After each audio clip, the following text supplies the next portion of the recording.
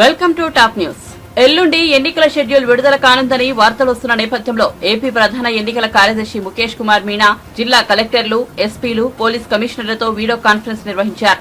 రాష్ట్ర వ్యాప్తంగా జిల్లా ఎన్నికల అధికారులు చేపడుతున్న ముందస్తు ఏర్పాట్లపై సమీక్షించారు. ఎన్నికల దృష్ట్యా పెండింగ్ దరఖాస్తులను సత్వరమే పరిష్కరించాలని ఆదేశించారు. ఓటర్ కార్డుల పంపిణీ వేగవంతం చేయాలని అధికారులకు స్పష్టం చేశారు. షెడ్యూల్ తర్వాత ఎన్నికల నియమావళి పటిష్టంగా అమలు చేయాలని పేర్కొన్నారు.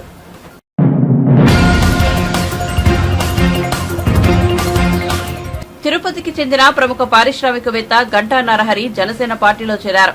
మంగళగిరిలోని జనసేన పార్టీ కేంద్ర కార్యాలయంలో జరిగిన ఓ కార్యక్రమంలో గంటా నరహరి తన మద్దతుదారులతో కలిసి జనసేన తీర్థం పుచ్చుకున్నారు. జనసేన అధినేత పవన్ కళ్యాణ్ ఆయనకు పార్టీ కండువా కప్పి సాదరంగా ఆహ్వానించారు. గంటా నరహరి గతంలో టీడీపీలో కొనసాగారు. 2022లో చంద్రబాబు సమక్షంలో టీడీపీ కండువా కప్పుకున్నారు. దివంగత మాజీ ఎంపీ డీకే ఆదికేశవులు నాయుడుకు గంటా నరహరికి బంధుత్వం ఉంది. బెంగళూరు కేంద్రంగా వ్యాపార కార్యకలాపాలను నిర్వహిస్తున్న గంటా నరహరి 2017-18లో రాష్ట్రపతి చేతుల మీదుగా ఉత్తమ యువ పారిశ్రామికవేత్త పురస్కారం అందుకున్నారు. అయితే ఈ ఎన్నికల్లో నరహరి తిరుపతి టికెట్ ఆశిస్తున్నట్లు ప్రచారంలో ఉంది.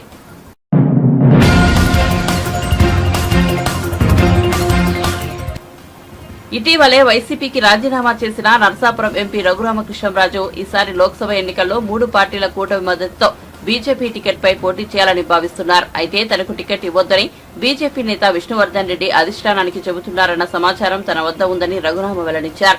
ఈ వ్యవహారం వెనుక ఉన్నది ఎవరో తనకు తెలుసునని అన్నారు. విష్ణువర్ధన్ రెడ్డి వెనుక ఉన్నది జగన్ మాయ అని వ్యాఖ్యానించారు. పొత్తును విచ్ఛిన్నం చేసేందుకు జగన్ విష్ణు అస్త్రాన్ని వాడారని వెల్లడించారు. నాకు టికెట్ లభించకుండా చేసేందుకు విష్ణువర్ధన్ ను ప్రయోగించింది జగన్ అని ఆరోపించారు. రఘురామకృష్ణరావు పార్టీ సీనియర్ నాయకుడు, నాకు మంచి మిత్రుడే. గతంలో కలిసి తిరిగాను కూడా. ఆయనకి పార్టీలో సభ్యత్వం లేదు. నేను ఆ పార్టీలో సభ్యుని అయితే ఈ పార్టీ ఎంపీ ఇప్పుడు దాకా ఎలా ఉంటారు ఆయన అని మనసులో అనుకున్నాను. ఎందుకంటే ఆయన చాలా సీనియర్, మనం మాట్లాడకూడదు. వాళ్ళు చెప్పారు రఘురామకృష్ణరావు గారిని పార్టీలోకి వస్తారంటే మేము ఒప్పుకోమన్నారు. ఓహో, అలా కూడా మాట్లాడేస్తున్నారు అన్నమాట అనుకున్నా. కాకపోతే ఆయన మృదు భాషి, మితభాషి, సత్యనారాయణ గారు లాయరు, పెద్ద మనిషి. సో ఇప్పుడు విష్ణు అంటే గతంలో పులికిపూడి శ్రీనివాసరావు గారు, వాళ్ళిద్దరూ కూడా చక్కటి సంభాషణలు మాటల ద్వారానే కాకుండా చేతల ద్వారా కూడా చేసుకున్నారు. మరి ఆయన ఎక్కడో కదిరి నరసాపురం సంగతి మరి ఆయనకి ఎందుకో. కాకపోతే ఆ కదిన సమాచారం మేరకు కడప నుంచి కొద్దిమందిని వైసీపీ వాళ్ళు భాజపా కార్యకర్తల రూపంలో వచ్చినట్టుగా అన్నారు. సరే, భాజపా ఫ్రమ్ కదిరి అనుకుందాం, ఆర్ ఫ్రమ్ రాయలసీమ అనుకుందాం. వారు మరి ఇలాగా ప్రయత్నం చేస్తున్నట్టుగా అంటే ప్రతి దాంట్లోనూ మనం మంచిగా చూడాలి అనే స్వభావం నాది. అంచేత వీళ్ళు ఎంతగా గొడవ చేస్తున్నారంటే బహుశా వీరికి నా పేరు కన్ఫర్మ్ అయిపోతుందేమో అనే ఒక రకమైన భయం వచ్చుండొచ్చు. బట్ ఎవరో గుంటూరు వాళ్ళు లేఖ రాశారన్నాడు కదా, అందులో అనాలిసిస్ నువ్వు విను. ఆ అనాలిసిస్ రాంగ్ అనుకుంటే ఎందుకు రాంగో చెప్పు, రైట్ అనుకుంటే నీ అభిప్రాయం చెప్పు.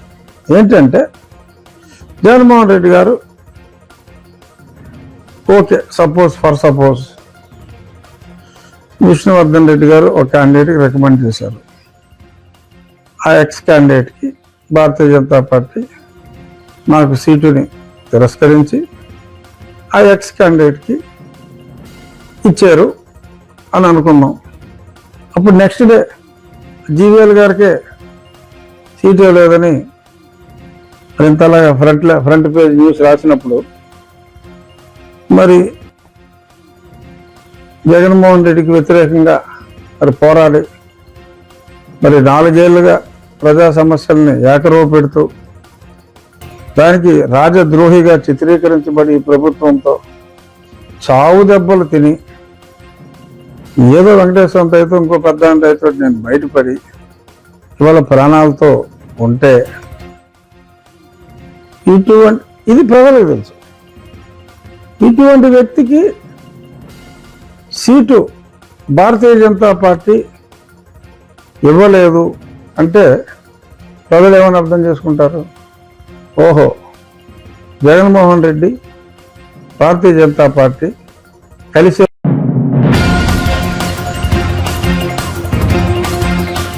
జనసేన పార్టీ అధ్యక్షుడు పవన్ కళ్యాణ్ ఆలోచన విధానం సరిగా లేదని వైసీపీ ఎమ్మెల్యే జక్కంపూడి రాజా విమర్శించారు.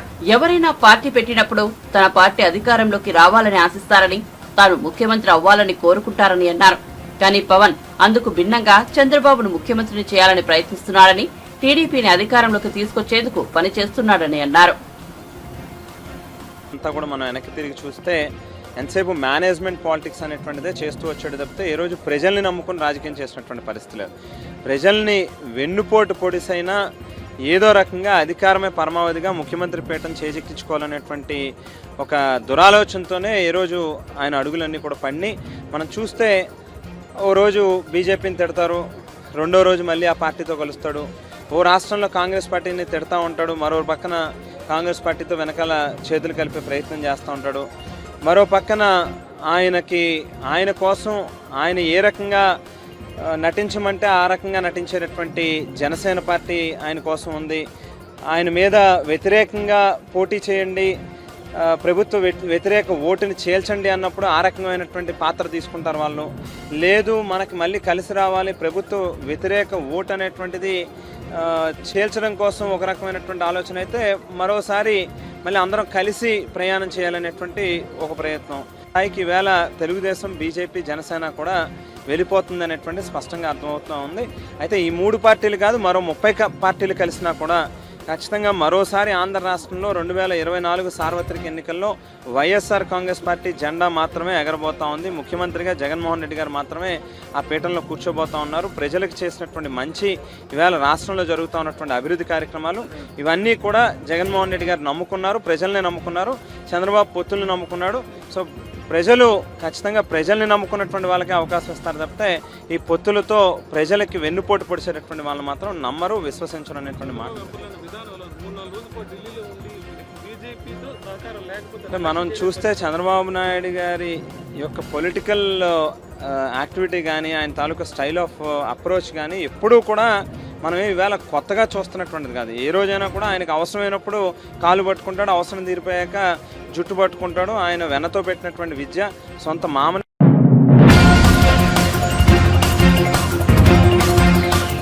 గ్రూప్ 1 మెయిన్స్ పరీక్షపై హైకోర్టు తీర్పు ప్రభుత్వానికి చెంపపెట్టు అని టీడీపీ ఎమ్మెల్సీ వేపాడ చిరంజీవి అన్నారు. సంప్రదాయకంగా అనుసరిస్తున్న మాన్యువల్ మూల్యాంకనాన్ని కాదని డిజిటల్ మూల్యాంకనం చేశారన్నారు.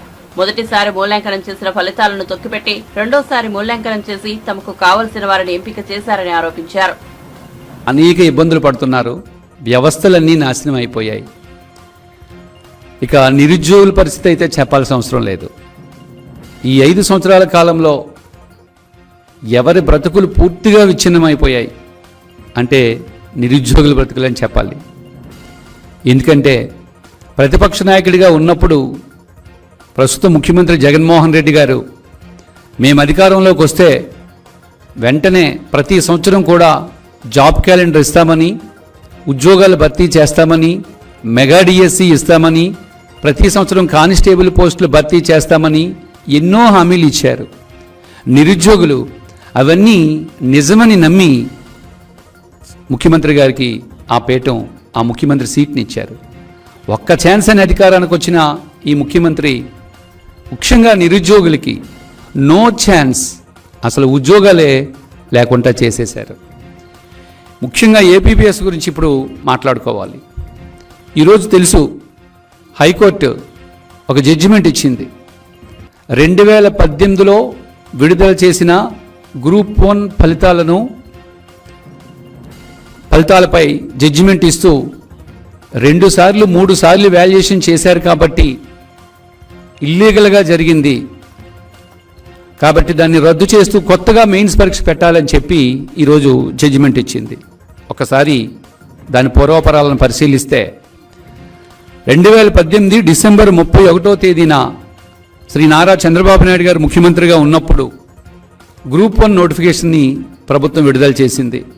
ఇందులో 162, ఉద్యోగాలకు సంబంధించిన నోటిఫికేషన్ ఇది. చాలా ముఖ్యమైన కీలకమైన ఉద్యోగాలు ఉన్నాయి ఇందులో ఒక 30 డిప్యూటీ కలెక్టర్లు ఉన్నాయి, ఒక 28 డిఎస్పి పోస్టులు కూడా ఉన్నాయి. అంత ముఖ్యమైన ఉద్యోగాలకు సంబంధించిన నోటిఫికేషన్ ఇది. 2019లో మే నెలలో దీని ప్రిలిమ్స్ ఎగ్జామ్ జరిగింది. 2020 డిసెంబర్లో మెయిన్స్ ఎగ్జామ్ జరిగింది. అయితే ఈ మెయిన్స్ ఎగ్జామ్ని డిజిటల్గా వాల్యుయేషన్ చేయడం జరిగింది. అయితే నోటిఫికేషన్లో ఎక్కడా కూడా మెయిన్స్ ఎగ్జామ్ని డిజిటల్గా వాల్యూ చేస్తాము అని చెప్పకపోవడం వల్ల కొంతమంది అభ్యర్థులు కోర్టుకు వెళ్ళారు.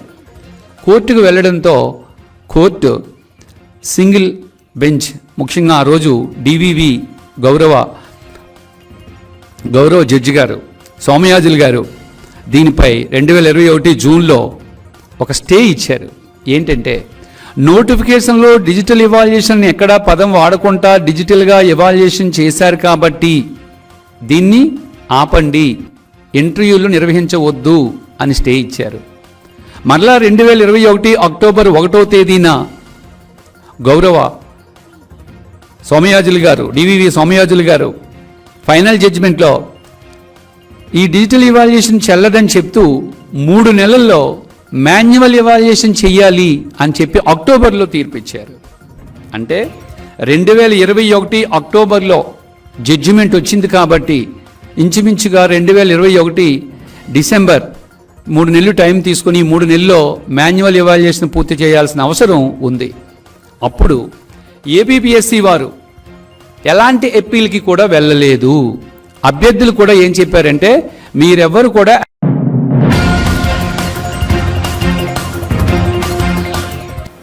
జగన్ పాలనలో ఇసుక లభ్యం కావడమే గగనమైందని, బ్లాక్ మార్కెట్లో బంగారం కంటే ఎక్కువ ధరకు అమ్ముడుపోతోందని టీడీపీ ఎమ్మెల్యే నిమ్మల రామానాయుడు వినూత్న రీతిలో నిరసన తెలిపారు.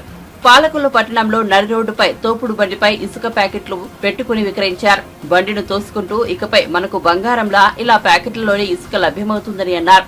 అంతేకాదు ఓ మహిళ వచ్చి ఈ బంగారు గాజులు తీసుకుని ఇసుక ఇవ్వండి సార్ అని రామానాయుడిని కోరగా ఆయన ఆ గాజులను తూకం వేసి సరిపడినంత ఇసుక ఇచ్చారు. ర్యాంపుల్లో ఇసుక ఫుల్ నిర్మాణాలకు నిండా నోట్లు ఇచ్చినా తట్ట ఇసుక కొనలేమంటూ ఈ సందర్భంగా ఆయన తోపుడు బండిపై పలు స్లోగన్లను కూడా ప్రదర్శించారు.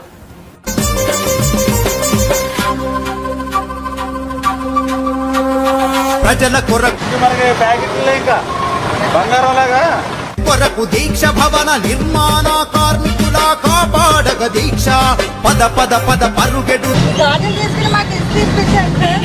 బంగారం కావాలంటే మహిళలు ఎప్పుడన్నా కొనుక్కుంటా, పనులు లేక మేము రోడ్లు పడిపోయా, మాకు ఇసుకించండి లేదండి బంగారం.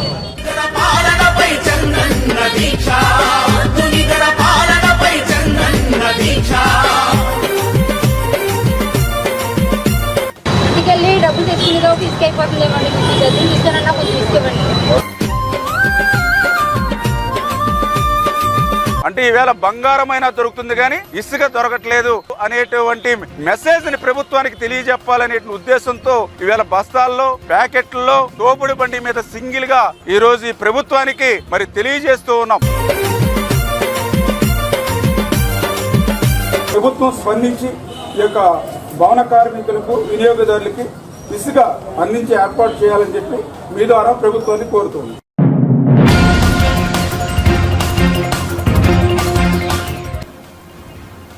యువత చదువుకోవడానికి బ్యాంకు రుణాలు ఇప్పిస్తానని చంద్రబాబు అంటున్నారని, అంటే అమ్మఒడి, విద్యాదీవెన వంటి పథకాలన్నీ రద్దు చేస్తారా అని వైఎస్ఆర్సీపీ ఎంపీ మార్గాని భరత్ అన్నారు. మరి ఎస్సీ, ఎస్టీ, బీసీ మైనార్టీల పిల్లలు ఎలా చదువుకోవాలి? పిల్లల చదువులతో ప్రభుత్వానికి పని లేదా అని మండిపడ్డారు. ఒక మాట ఇస్తే మాట మీద నిలబడే వ్యక్తి జగన్మోహన్ రెడ్డి గారు. ఎంత కష్టమైనా కానీ చక్కని చిరునవ్వుతో ఆయన అన్ని తానే పోషిస్తూ ఇవాళ ఆంధ్రప్రదేశ్ రాష్ట్రంలో ముందుకు వెళ్తా ఉన్నారు. ఇవాళ చంద్రబాబు నాయుడు గారిని నమ్మే పరిస్థితులు ఇవాళ ఆంధ్రప్రదేశ్ రాష్ట్రంలో లేదు. నేను ఒకే ఒక ఉదాహరణ చెప్తానండి. 2014 ఎలక్షన్స్లో ఇదే చంద్రబాబు నాయుడు గారు మహిళా లోకాన్ని మోసం చేశాడు. డ్వాక్రా రుణమాఫీ ఇస్తాను 14,800 కోట్లు అనుకుంటా సుమారుగా, ఆ డబ్బు ఇస్తానని చెప్పిన వ్యక్తి ఈ చంద్రబాబు నాయుడు కాదా అని అడుగుతా ఉన్నా. మరి డ్వాక్రా రుణమాఫీ చేశాడా? మహిళా లోకాన్ని మోసం చేశాడు. ఇంకొకటి, అన్నం పెట్టే రైతన్నలు రైతన్నలందరికీ కూడా చంద్రబాబు నాయుడు గారు చెప్పిన మాట ఏంటంటే రైతు రుణమాఫీ చేస్తా అన్నాడు. రైతన్నలందరినీ మోసం చేశాడు, వాళ్ళకి ఎవ్వరికి రుణమాఫీ చేయలా. మరి ఇందాక నేను చెప్పినట్టు మూడో మాట, జాబు కావాలంటే బాబు రావాలి. బాబు వచ్చాడు, చంద్రబాబు వచ్చాడు, కానీ రాష్ట్రంలో ఏ ఒక్క పిల్లలకి జాబులు రాలా. మరి యువతను కూడా మోసం చేశాడు. అంటే రాష్ట్రంలో ఉన్న వర్గాలందరినీ మోసం చేశాడు, మహిళా శక్తిని మోసం చేశాడు, రైతులను మోసం చేశాడు, యువతను మోసం చేశాడు. ఇన్ని మోసాలు చేసి 14 సంవత్సరాలు ముఖ్యమంత్రి కింద ఉండి నేను పలానా ఇది చేశాను నాకు ఓట్లు వేయండి అని అడగట్లా. నేను రాబోయే 5 సంవత్సరాలు ఇది చేస్తాను అని చెప్పి ఆయన ఓట్లు అడిగే కార్యక్రమం చేస్తూ ఉన్నాడు. ఇవాళ జగనన్న గర్వంగా చెప్తా ఉన్నాం, మేము ఇచ్చిన ప్రతి హామీ కూడా నిలబెట్టుకున్నాం.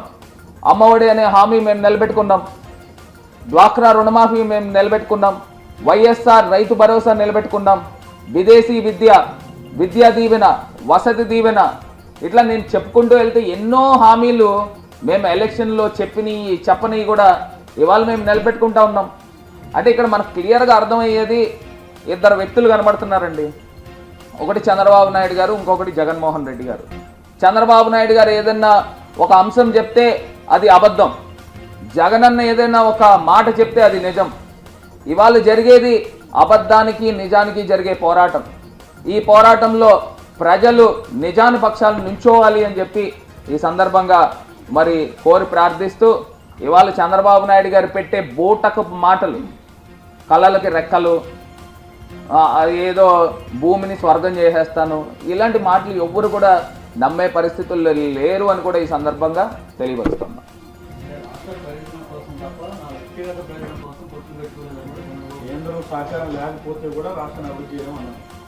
నేను ఇవాళ ఒకటే అంశం చెప్తున్నానండి. ఇప్పుడు తమిళనాడు స్టేట్ ఉంది, ఏంటండి కేంద్రం సహకారం ఉందా? పార్లమెంటు వేదికగా మొత్తం అన్నీ కూడా రాబట్టుకుంటున్నారు కదా. ఇదే చంద్రబాబు నాయుడు గారు మరి 2014లో మరి 3 పార్టీలు కలిసి పొత్తులోకి పోయారు కదా. మరి ఆంధ్రప్రదేశ్కి తీరని అన్యాయం చేశారా లేదా? ఇవాళ మేము వైఎస్ఆర్ కాంగ్రెస్ పార్టీ కేంద్రంతో మేమన్నా పొత్తులో ఉన్నామా? లేము కదా. ఇవాళ నేషనల్ హైవేస్ చూసినట్టయితే దేశంలో ఉత్తరప్రదేశ్, మహారాష్ట్ర తర్వాత హైయెస్ట్ నేషనల్ హైవే నెట్వర్కింగ్ తెచ్చింది మరి జగన్మోహన్ రెడ్డి గారి నేతృత్వంలో మా ఎంపీలు తీసుకొచ్చాం. మరి ఇదేం సామాన్యమైన విషయం కాదే. 16 కొత్త మెడికల్ కాలేజీలు తీసుకొచ్చాం. మరి చంద్రబాబు నాయుడు గారి ముఖానికి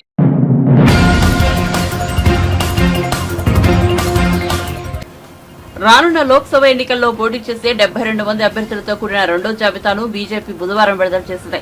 ఇందులో తెలంగాణ నుంచి 6 పేర్లు ఉన్నాయి. మెదక్ నుంచి రఘునందన్ రావు, మహబూబ్ నగర్ నుంచి డీకే అరుణ, మహబూబాబాద్ నుంచి సీతారాం నాయక్, నల్గొండ నుంచి సైద్ రెడ్డి, పెద్దపల్లి నుంచి గోమాస శ్రీనివాస్, ఆదిలాబాద్ నుంచి నగేష్ పేర్లను ప్రకటించింది. మొదటి జాబితాలో 9 లోక్సభ స్థానాల్లో అభ్యర్థులను ప్రకటించింది. దీంతో 15 లోక్సభ స్థానాలకు అభ్యర్థులను ప్రకటించినట్లయింది. దీంతో తెలంగాణలోని 17 లోక్సభ స్థానాలకు గాను మరో 2 చోట్ల మాత్రమే ప్రకటించాల్సి ఉంది. ఖమ్మం, వరంగల్ లోక్సభ స్థానాలకు ప్రకటించాల్సి ఉంది.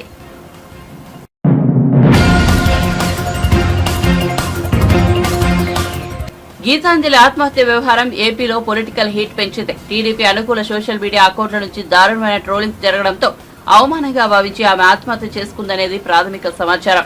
అయితే ఇలాంటి సందర్భాల్లో ఆత్మహత్య సమస్యకు పరిష్కారం కాదని, కుటుంబానికి అన్యాయం జరగకుండా ఉండాలంటే బాధితులు పోలీసులకు సమాచారం ఇవ్వాలని అన్నారు.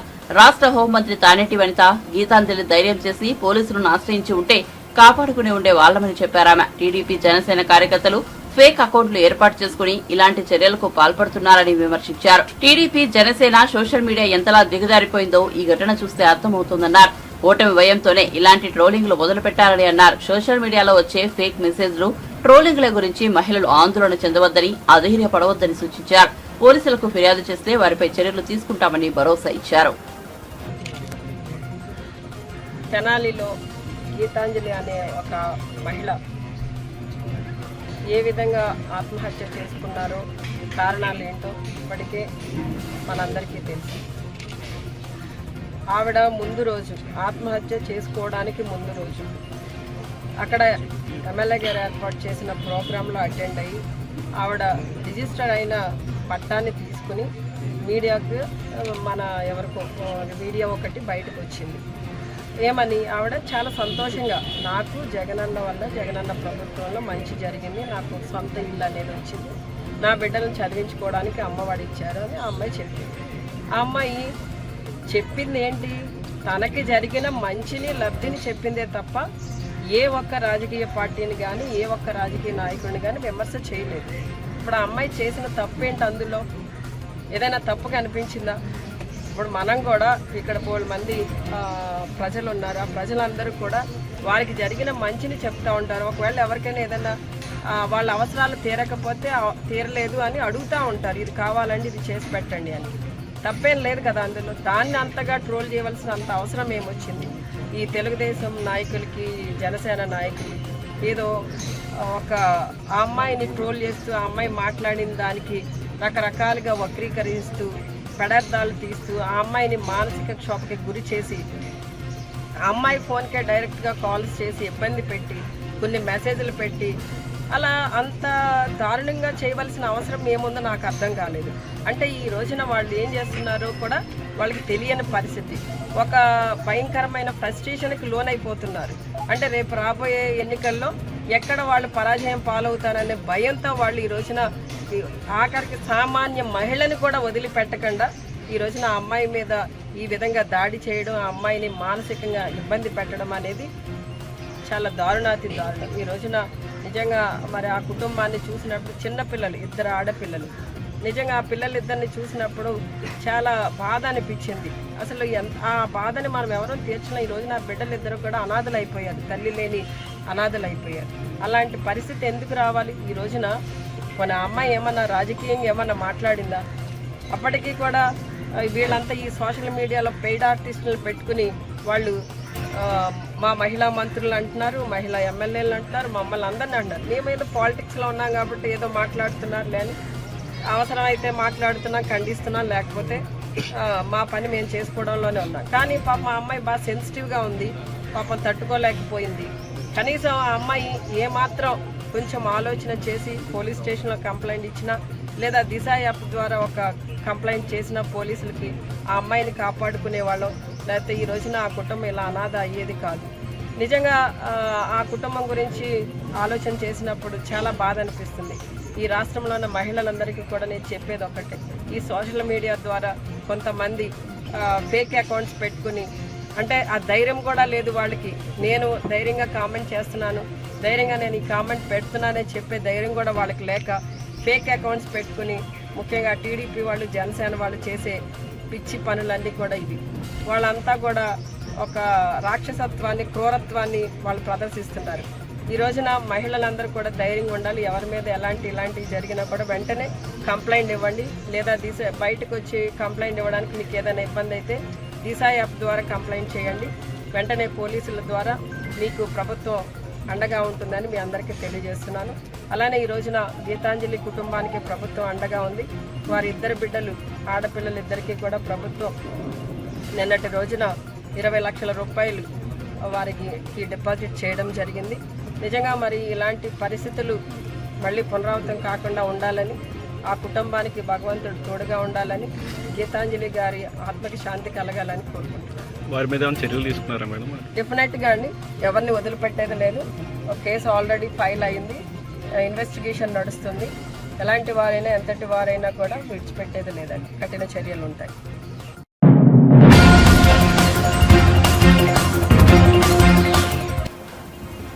హైదరాబాద్ లోని హుస్సేన్ సాగర్ అలలపై ఏర్పాటు చేసిన లేజర్ ఆధారిత సౌండ్ అండ్ లైట్ షో ఆకట్టుకుంది. ఈ కార్యక్రమాన్ని మంత్రి జూపల్లి కృష్ణారావుతో కలిసి కిషన్ రెడ్డి ప్రారంభించారు. అలలపై లేజర్ షో నిర్వహించడం దేశ చరిత్రలో ఇదే తొలిసారి కావడం విశేషం. తెలంగాణ కథ, సంస్కృతి, దేశ సంస్కృతి సంప్రదాయాలను ప్రతిబింబించేలా ఈ షోను డిజైన్ చేశారు.